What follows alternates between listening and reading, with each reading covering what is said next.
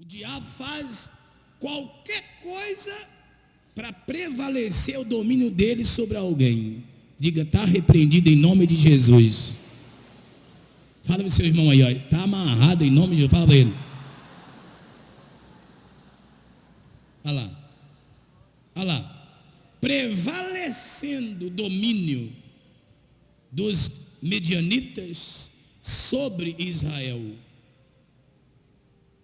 Fizeram estes para si, por causa dos medianitas, as covas que estão nos montes, e as cavernas, e as fortificações. O que eles fizeram?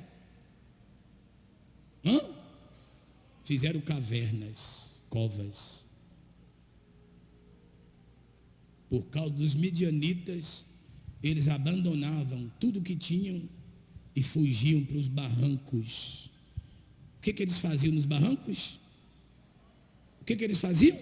Cavernas. Aí alguém corria para barranco, mas não podia mais porque já estava cheio. Os morros já estavam cheios de buracos. Parecia que um bando de tatus, né? Deu com aquela montanha e furou aquela montanha, mas não era tatu não era ratos não, eram servos e servas de quem? De Deus, não, servos de Deus, mas que estavam sendo dominados por quem? Quer dizer que um servo de Deus, um servo de Deus pode ser dominado pelo diabo? Alguém que pertence a Deus, que serve a Deus, pode quando ela faz besteira. O domínio de Satanás prevaleceu de uma forma tão cruel que a família procurava os montes e cavavam buracos nos montes e colocava a família lá dentro. Aí quando os montes estavam cheios, não tinha mais aonde furar buracos, eles cavavam as covas lá na baixada. Cova é sinônimo de quê? Sepultura. Aqui fala também, quando morre alguém, vamos abrir uma cova. Lá no interior fala, uma cova de 7 palmos para enterrar o sujeito. Quer dizer que o sujeito não podia mais para o monte, porque o monte não tinha espaço para ele cavar o buraquinho lá. Aí onde ele estava, ele cavava o buraco lá mesmo e botava a família dentro. Para esconder o filho, esconder a filha, esconder a esposa, o netinho, criancinha. Esconder uma criança é difícil, né? Na hora do choro. Eu fico imaginando, estava lendo de madrugada, como é que conseguiu esconder as crianças? Que criança chora a beça, né? Imagina a hora do choro. O sujeito está passando lá com a lança, com a espada, e está quase pisando na cova, onde está a família, e a criança lá dentro, escondida, e na hora do choro, você deve meter na boca da criança um pano, mete a fralda, o pano, a mão, eu não sei não, eu só sei que isso aí é a expressão da humilhação.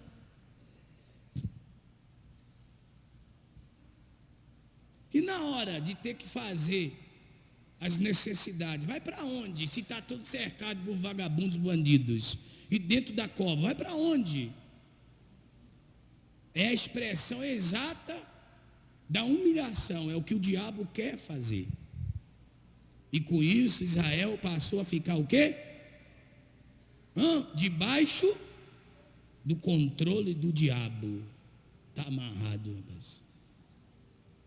E quando o diabo controla, ele faz isso.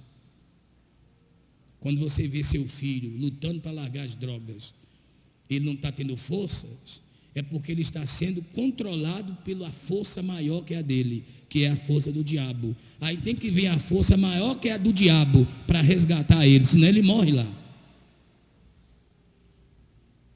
Quando você vê uma situação e alguém lutando para sair e não tem condição, é porque está havendo naquele momento o controle de Satanás. Então tem que haver o controle de quem? De Deus, que é maior do que o controle do diabo. E isso só será possível se a pessoa buscar. Deus falou: buscar-me-eis e me achareis. Aliás, tem uma parte lá na Bíblia que fala assim: clama-me. Eu acho que é Jeremias 33, versículo 3. Que fala assim: isso é Deus falando para o povo dele, em um outro momento, em uma outra situação, quando o povo estava sendo humilhado. Ele falou: clama-me e eu te responderei. Ele falou: e anunciar-te-ei coisas grandes e ocultas que não sabem. É 33:3, é isso mesmo lá. Invoca-me. Deus está falando para quem? Para quem é que Deus está falando?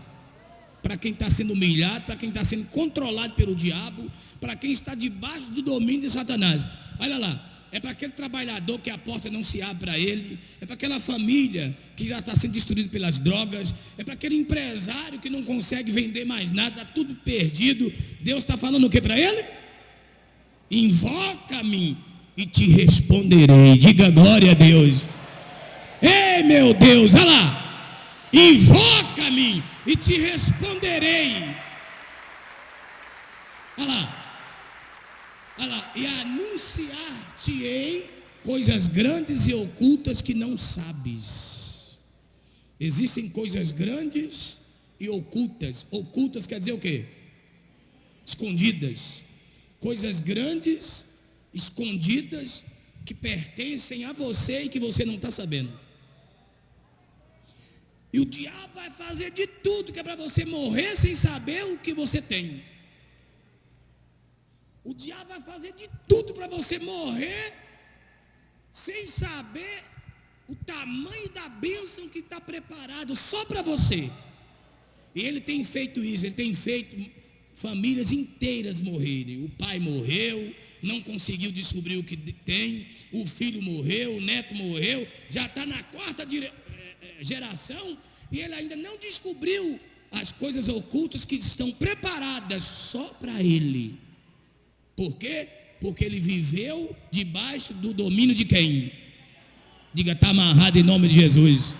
Fala para o seu irmão: eu não vou viver mais debaixo do domínio do diabo. Fala aí. Fala aí, eu não vou viver mais. Fala aí. Existem coisas grandes, coisas extraordinárias, que o diabo não quer que você abra os olhos. Ele quer manter você na cegueira.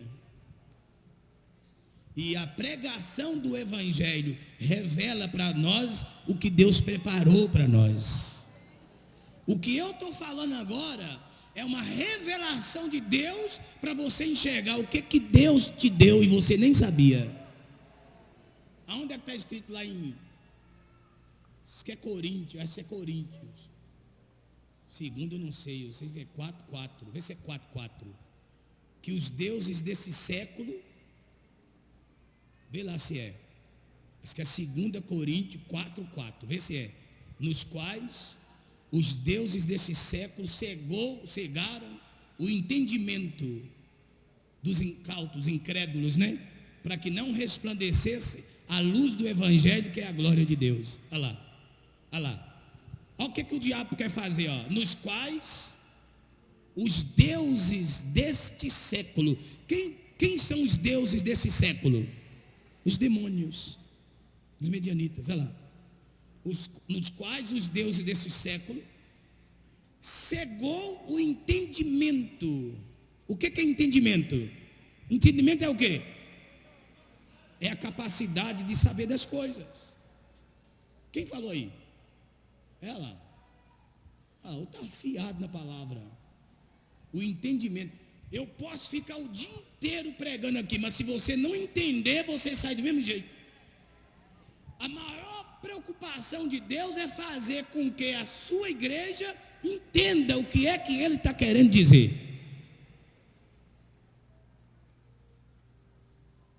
O que Deus quer falar para você? Você tem que entender. Por isso que às vezes Ele falava por parábolas, que é para o endemoniado, o perseguidor não entender, só quem está na fé para entender. Quem compreende? Quem está compreendendo? Mostra lá. Nos quais os deuses desse século, olha lá, cegou o entendimento dos incrédulos. Mostra lá. Os incrédulos é quem? Quem é incrédulo? Aquele que não quer acreditar. Olha lá. Para que eles não resplandeça. O que o diabo quer fazer com o incrédulo? Que ele não venha a entender a palavra de Deus, para ele não, o quê? Resplandecer a luz do evangelho da glória de Cristo, o qual é a imagem de Deus. O diabo quer manter a pessoa na cegueira, na escuridão. O diabo quer manter o povo sem entendimento, para não receber o cumprimento da palavra do evangelho. O evangelho, diz a Bíblia, que é o poder de Deus para a salvação daquele que crê. O poder de Deus é para fazer tudo na minha vida. Olha lá. E prevalecendo o domínio dos medianitas, fizeram esse para si, por causa dos medianitas, as covas que estão nos montes. Fizeram covas. E o que mais? As cavernas. E o que mais? As falsificações. Porque cada vez que Israel semeava, o que? Os medianitas iam lá ajudar eles. É isso? Não. Os medianitas e os amalequitas, como também os povos do Oriente, subiam contra eles. E contra eles se acampavam, destruindo. Eles iam fazer o quê? Destruir. Quem já leu a palavra? O diabo veio somente para roubar, matar e destruir. Olha lá. Destruindo os produtos da terra até a vizinhança de Gaza. E não deixavam em Israel o quê? Sustento algum. O que é isso? Sustento é o quê?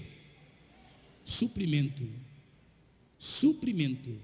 Levava o gado. Aqui fala que levava o gado também, Ana. Levava o arroz, levava a cevada, levava o trigo, levava o milho. Estou falando da agricultura de lá. Tudo. Olha lá. Pois subiam com os seus gados e tendas. Gado é o suprimento. E as tendas? Era a moradia. E vinham como gafanhoto em tanta multidão que não se podia contar, nem a eles, nem os seus camelos, e entravam na terra para destruir. Porque quando o diabo domina, o diabo só sabe fazer isso aí.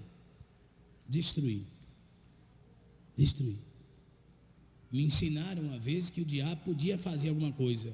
Existem pessoas, isso acontece muito na África, eu passei na África.